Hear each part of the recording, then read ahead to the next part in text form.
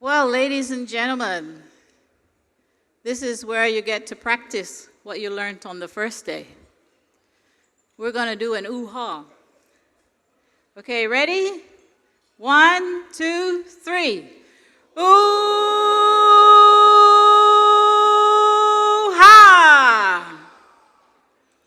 And welcome to everybody. A very good evening. And to our guest of honor for tonight, YB Professor Dato Sri Dr. Sim Kui Hien. Dato Sharina, is Dato Sharina here? All right. Dave Neal and the Board of Directors from Asia for Animals Coalition.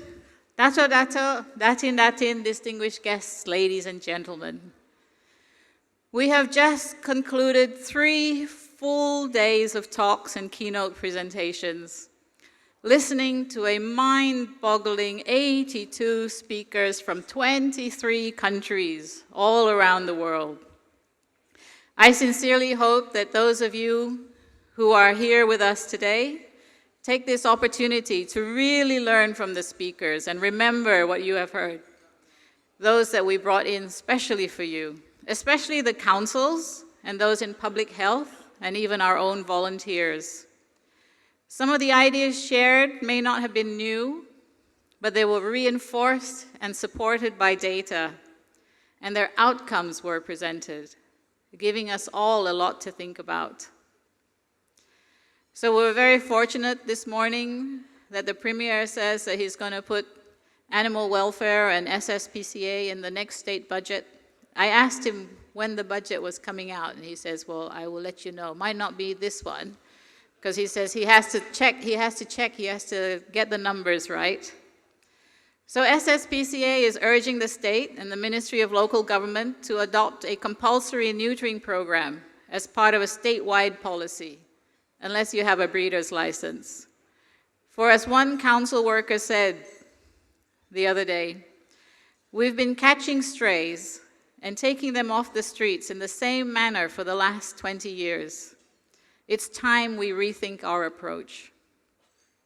It is time to really look at mass spaying and neutering as a means to reduce the number of strays in our communities. It is time to invest in a program that will work. We have spoken about this in many meetings, and now it is time to put all those words into real actions. We need to work towards hitting the recommended 50% of our companion animal population being neutered in order to make an impact, as our speaker from the Humane Society International pointed out. This morning, I already presented the work that SSPCA does in education and engagement of stakeholders, and we're starting to see the changes in the mindset. In the next 10 days, SSPCA has been invited to meeting with all the relevant authorities, DVS to discuss further about rabies and their Rabies in Borneo conference, which is happening at the end of this month. I hope none of the councils will tell DVS that they don't have the budget. I will send Professor Sim my report on those councils who said not required to attend. Because they have it's a very important conference which they can also learn so much from. For the Rabies in Borneo, we have speakers from Sri Lanka, the Philippines, Indonesia, and Australia to hear how they deal with rabies. The medical department has also invited SSPCA to sit and discuss ways to increase awareness and compliance with regards to rabies and the follow-ups after the bite cases. And the Ministry of Public Housing and Local Government has called for a meeting on rabies strategic communications as well. Although they could all sit at one table and we could all discuss this all at once. But it's only through such engagement that we help to bring about change. Through engagement, SSPCA became the first civil society organization to sit in the Sarawak Disaster Management Committee meetings and even on the National Disaster Management meetings and workshops. Through education, we want more people to realize what responsible pet ownership means. Through education, we hope to be able to save the lives of children as we teach them how to avoid dog bites.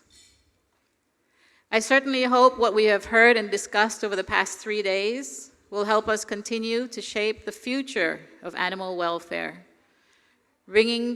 changing policies and practices, whether it's concerning the bile bears, dog meat trade, stray animals, threatened wildlife, or fish.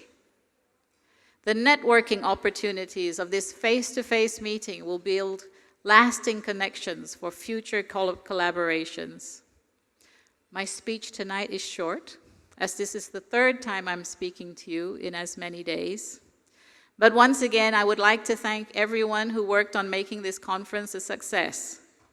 And since she is here tonight, I would like to thank Stephanie Sim for doing all the graphic design this time, working with Jean Bun's Tree of Life. Tonight, we also appreciate all of our volunteers and supporters. You all have our deepest gratitude. For those that come and help us in emergencies like the floods, we thank you. Together, we can make a meaningful difference in the lives of animals.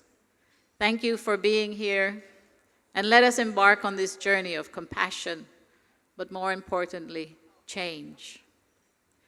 For those who will be leaving us, we wish you safe travels home. We know Sarawak will forever have a special place in your hearts, and we hope to see you back here again in the future. Thank you.